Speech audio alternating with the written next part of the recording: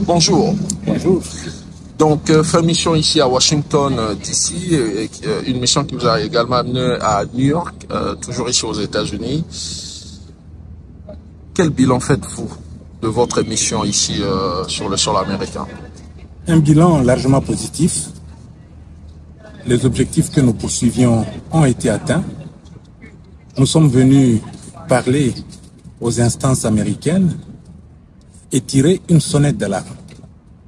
Sonnette d'alarme, pourquoi? Parce que des négociations se déroulaient. Elles ont commencé au Qatar, à Doha, et se sont poursuivies ici à Washington. Mais il y avait un maillon manquant à ces négociations, c'est la population congolaise. On ne peut pas décider du sort des Congolais en leur absence. Alors, nous sommes venus dire aux négociateurs, à toutes les parties présentes et aussi aux décideurs, que sont les Américains, que le point de vue des Congolais devrait être entendu. Et ce n'était pas le cas, qu'on se le dise. Les délégués du gouvernement qui sont venus ici n'ont fait aucune consultation populaire. Ils sont venus avec un cahier de charges, au contraire, qui met à mal le Congo. Dans quel sens? Il y a deux accords qui sont en train d'être négociés. Il y a un accord économique et un accord politique. L'accord économique consiste à donner aux Américains tout ce que le pays possède comme terres rares et minerais stratégiques contre la sécurisation du pouvoir de M. Félix Tshisekedi. Il y a mal donne. Nous sommes venus tirer une sonnette d'alarme et dire aux Américains que faites attention.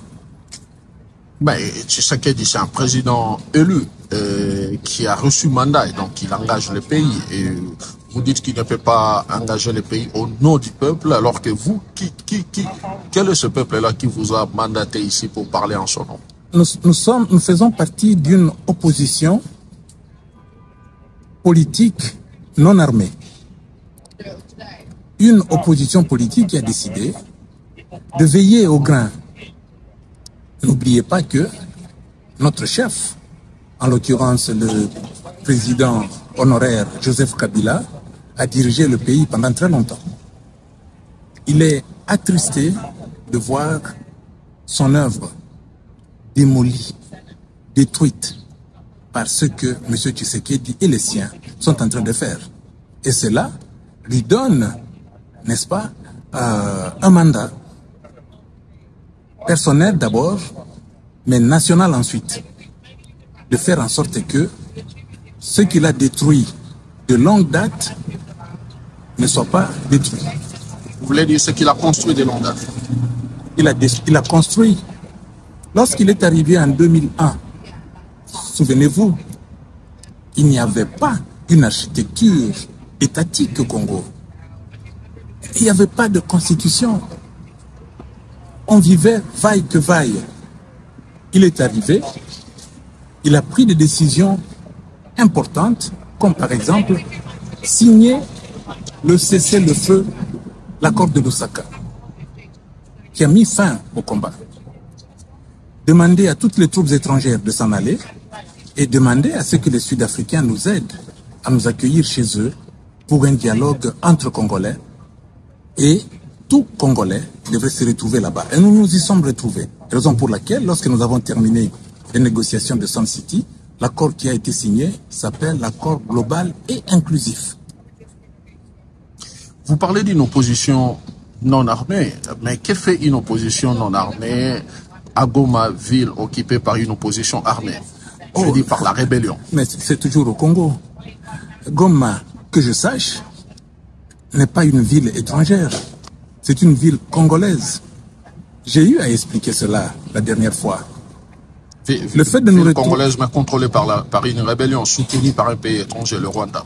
Bon, ça, je ne sais pas si elle est soutenue par le Rwanda. Il faudra le prouver. Mais en tout cas... C'est factuel. S'il vous plaît? C'est factuel. Bon, ok, je vous le concède. Mais toujours est-il que le M23, qui hier vers les années 2012, lorsque nous nous sommes battus contre eux, avaient des revendications identitaires. Ils se battaient pour leur nationalité congolaise. Et nous leur disions que la question de la nationalité congolaise est résolue par la Constitution. Il n'y a pas besoin de prendre les armes. Ils n'ont pas voulu nous écouter. Nous nous sommes battus et nous les avons vaincus. Cette question-là... Pas que sur cette question-là, il y avait bien d'autres. Bon, mais en tout cas, c'est la question principale. Et aujourd'hui, c'est toujours la même revendication. Non, pas du tout. Aujourd'hui, il y a autre chose. Que vous et moi, nous ne savons pas. En tout cas, moi, je ne peux pas me prononcer là-dessus. Mais toujours est-il que je sais que le président Tshisekedi a invité le M23 qui était déjà défait à Kinshasa. 14 mois, nous disent-ils, ils sont restés dans notre capitale aux frais du contribuable. Ils étaient aux Petits Oignons, au Kempinski Hotel. Alors, qu'est-ce qu'ils se sont dit avec M. Tshisekedi? Nous ne savons pas. Mais ça, c'est peut-être un détail, mais comment expliquer... Non, ce n'est pas un détail du tout. Comment expliquer Kikayabin Karoubi, cette contradiction du président Kabila, qui combat les M23 entre 2012 et 2013, défait cette rébellion, et aujourd'hui, il défend cette même rébellion. Je répète, les agissements de cette rébellion contre la République. Je répète ce que j'ai eu à vous dire. Le M23, en 2012, se battait pour d'autres revendications. Qui ne sont pas différentes de celles... Qui sont différentes. Aujourd'hui, moi, je n'entends pas parler de M23, nous nous battons pour notre nationalité congolaise. Alors, pas du tout. Ils sont congolais, et le premier à le reconnaître, c'est le président Tshisekedi. Il l'a dit ouvertement que le M23, ce sont des Congolais. Il a dit à des chefs d'État, il a dit à des micros de journalistes, vos collègues, il a dit à plusieurs reprises, ce sont des Congolais. Ils ne se battent pas pour ces revendications-là. Et c'est pour cela que nous nous sommes battus contre eux, parce que nous avions un argument disant que la question de la nationalité congolaise est résolue dans la Constitution. C'est une question qui a été débattue déjà du temps de la conférence nationale souveraine. Comment expliquer aux générations futures qu'un ancien chef d'État a soutenu une rébellion contre la République? Non, attendez. Une rébellion peut naître et ne peut pas être toujours prise pour une mauvaise rébellion. Vous savez, une rébellion peut avoir un point à défendre, comme par exemple, lorsque quelqu'un s'impose et met en place une dictature féroce, une tyrannie. D'ailleurs, la Constitution elle-même demande à tout Congolais d'empêcher cette personne. Pacifiquement. Bon, en tout cas... En ne prenant pas les armes contre la République. Non, ce n'est pas contre la République, c'est contre un régime. Contre un régime, ce régime, moi je ne crois pas qu'il se bat pour la République. Un régime... Le régime vient de prouver à suffisance... Qui gère le pays parce que ce régime a reçu le mandat du peuple par les élections. Mais alors, ce régime vient aux États-Unis donner les minerais de nos enfants. Parce que ces minerais qui sont dans le sous-sol congolais n'appartiennent pas qu'à nous. Ils appartiennent aux générations futures. Ils ne font pas un cadeau aux Américains. C'est un cadeau.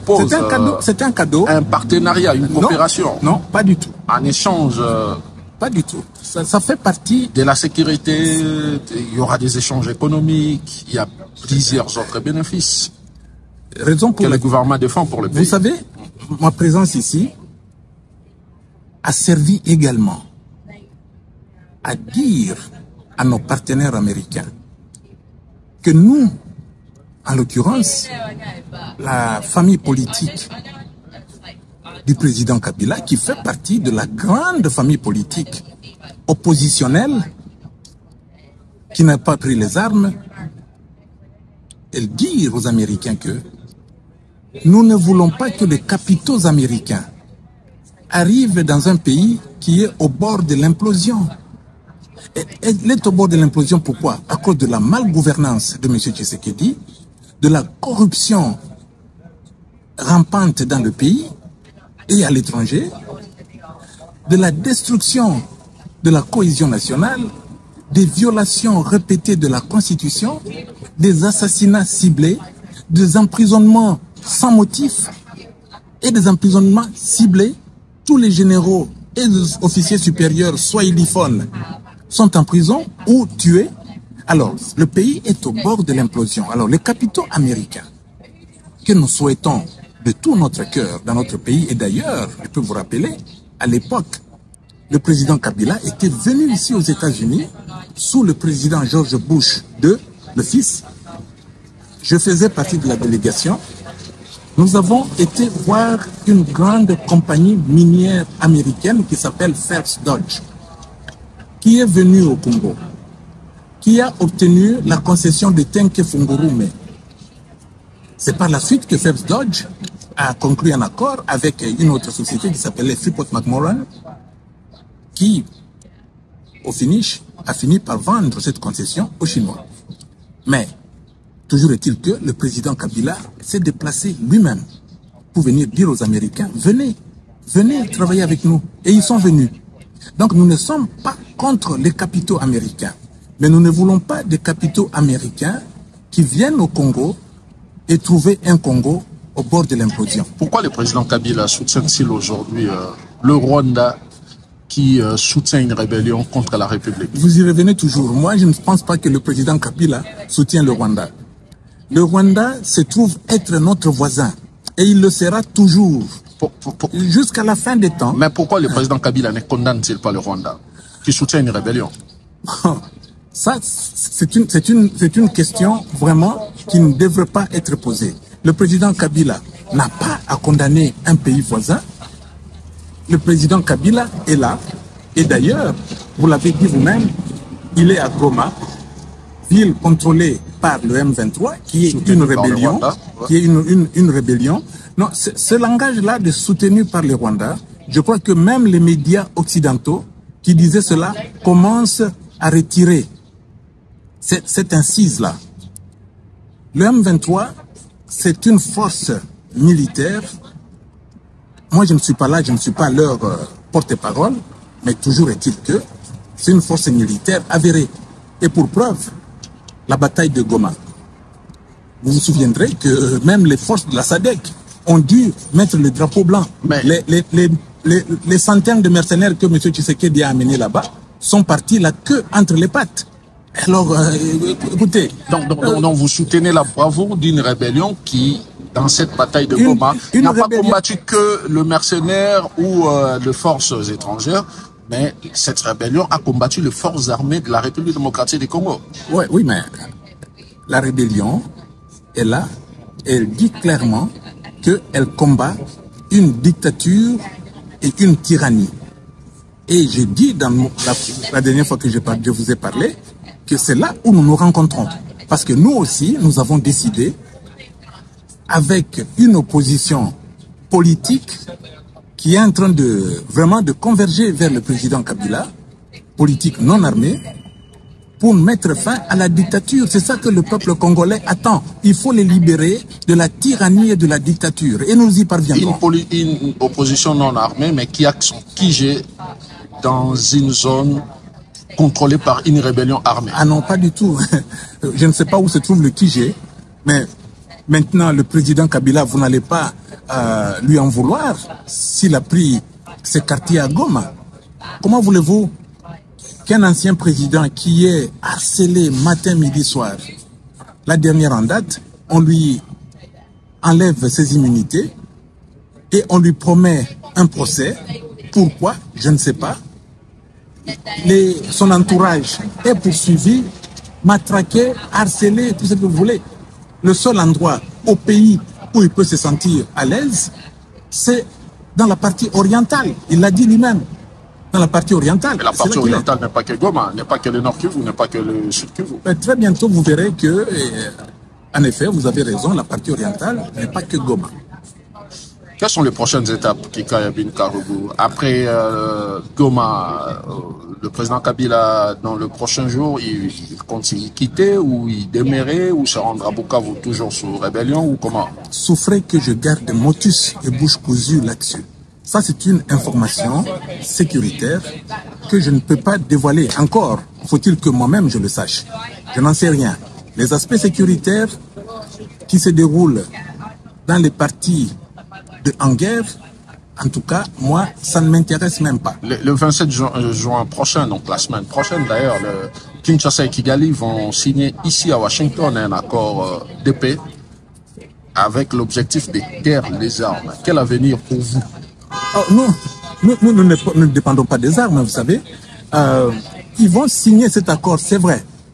Mais nous, je vous ai dit au début que nous avons atteint notre objectif qui était d'amener un autre son de cloche. Pendant longtemps, les décideurs, les facilitateurs, les médiateurs dans la crise congolaise ont entendu des mensonges ou des demi-vérités. Parce que dire que la crise congolaise, c'est le Rwanda, c'est à cause du Rwanda, c'est une demi-vérité. La crise congolaise, c'est la malgouvernance du pays. Je peux terminer. La malgouvernance du pays, la corruption endémique, les arrestations, les assassinats et tout ça, c'est cela le mal congolais. Et aussi longtemps qu'on n'aura pas adressé ce problème-là, on travaillera en vain. Mais que répondez-vous à ceux qui pensent que la crise congolaise, c'est parce que vous, quand je parle de vous, c'est les camps Kabila, vous avez décidé en 2018, selon les camps Martin Fayulu, de ne pas respecter la volonté du peuple qui avait fait son choix, et le camp Kabila a décidé de faire son choix, lui. Bon, écoutez, ça, encore une fois, si nous nous perdons dans cette polémique-là, qui est close, parce que le 2018, après 2018, il y a eu 2023. Il y a eu une autre élection. Donc vous reconnaissez quand même cette élection? Non, reconnaître quoi? Je n'ai pas à reconnaître quoi que ce soit. En fait, ce que je reconnais, c'est que en 2019, M. Félix Tshisekedi a fait une remise et reprise avec le président Kabila après avoir été élu, dans une passation de pouvoir civilisée. Après avoir été élu par le peuple. Ce qu'il faut savoir, si vous vous souvenez de la tension qui régnait dans notre pays, c'est que, et c'était ça, la motivation du président Kabila. Le Congo, depuis qu'il existe comme pays, comme État, n'a jamais connu de passation de pouvoir qui n'est pas sanglante. Du roi Léopold au Congo belge, on nous coupait les mains et tout ce que vous connaissez l'histoire. C'était dans le sang que le Congo deviendra Congo belge. En 1959 commencent d'autres problèmes. Il y a eu la tuerie à la place Imka à Matonge. Vous êtes Kinois, vous connaissez bien l'endroit. Et c'est ça est allé jusqu'à l'obtention de l'indépendance en 1960, qui culminera le 17 janvier 1961 avec l'assassinat de Patrice Emery Lumumba et le début de plusieurs rébellions et de sécessions. Sécession du Katanga, sécession du Kasaï et tout ça, la rébellion mouléliste. Et encore une fois, c'est dans le sang que le maréchal Mobutu fait son coup d'État en 1965. Et même lui, en 1965, il procède à des pendaisons publiques à Pongabi, raison pour laquelle Mouzé avait nommé le stade des martyrs. Donc, il n'y a eu que ça. En 97, pardon. 87-97. Pareil. Lorsque Mouzé prend la Kalachnikov à l'est, vient vers l'ouest, on nous parle de 10 millions de morts, de 6 millions de morts, on ne connaîtra jamais le chiffre exact, mais en tout cas, c'est dans le sang. Raison pour laquelle Joseph Kabila dit, il faut qu'on en finisse avec cette malédiction. Et je n'ai même pas fini, parce que Mouzé lui-même, il part assassiné dans son bureau par un de ses gardes-corps. Et Kabila dit, finissons avec la malédiction en organisant des élections. Non.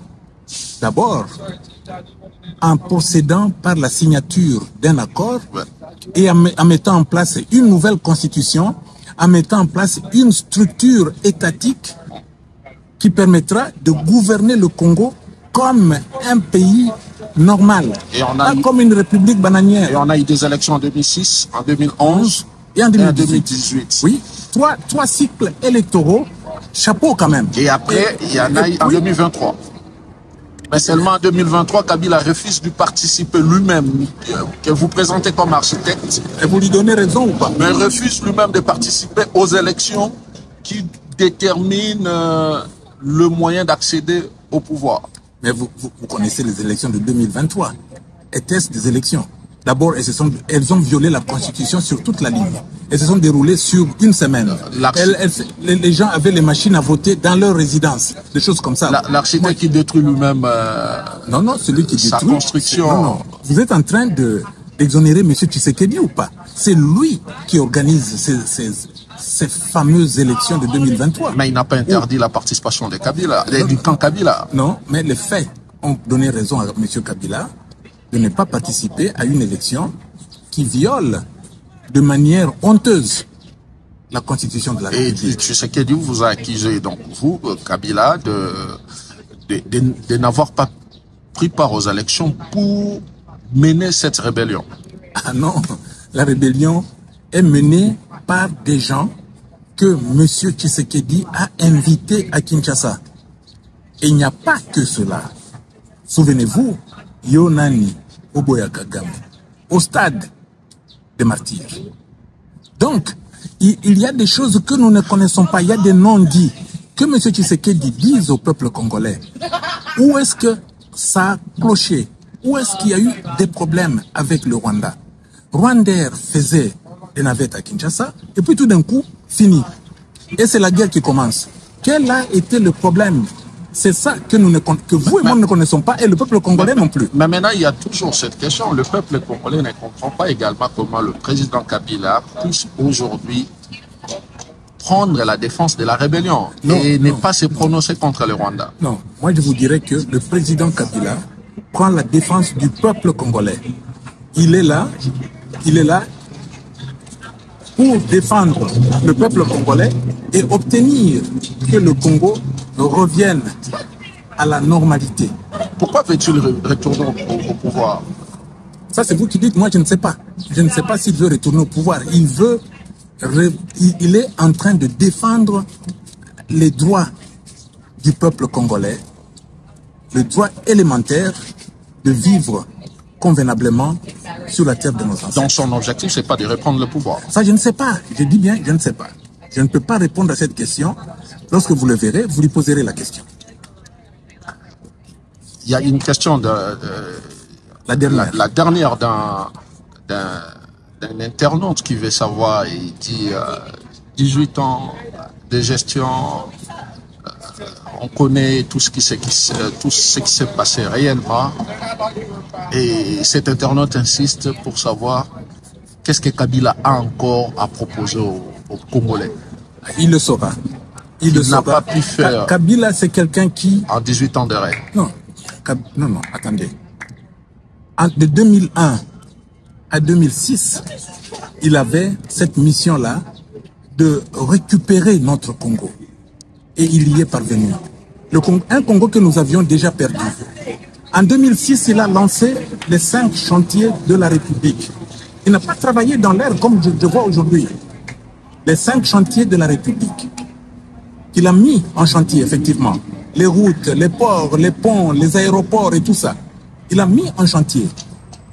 En 2011, il a lancé la révolution de la modernité. Au fait, pour la première fois, nous sommes là, on nous dit que le programme du gouvernement, c'est le peuple d'abord. C'est quoi le peuple d'abord? C'est la vision du chef de l'État. C'est quoi la vision du chef de l'État? C'est le peuple d'abord. Vous voyez, une confusion conceptuelle. Mais le président... Non, attendez. Sous Mobutu, vous n'étiez pas né, M. Boujakera. Nous avons connu le maréchal Mobutu avec son opération Salongo. Motonamoto Abongisa. Travail. Il lance ce mot d'ordre et il met la nation au travail. Après, en 70, il parle de objectif 80. Et il nous met au travail.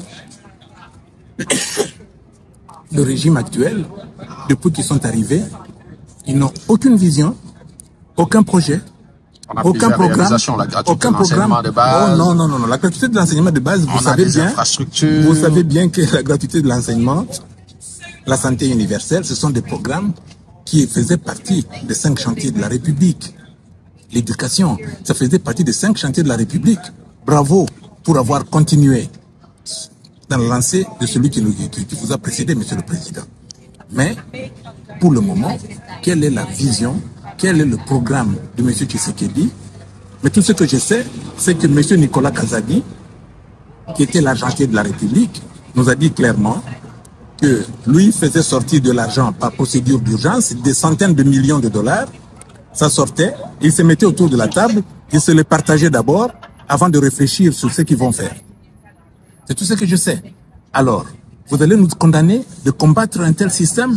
Je crois que le peuple risque de vous lyncher si vous entendez pas. Vous arrivez quand à Kinshasa? Le président Kabila arrive quand à Kinshasa? Bon, ça viendra. Mais ça viendra certainement. Les relations avec le Burundi passent?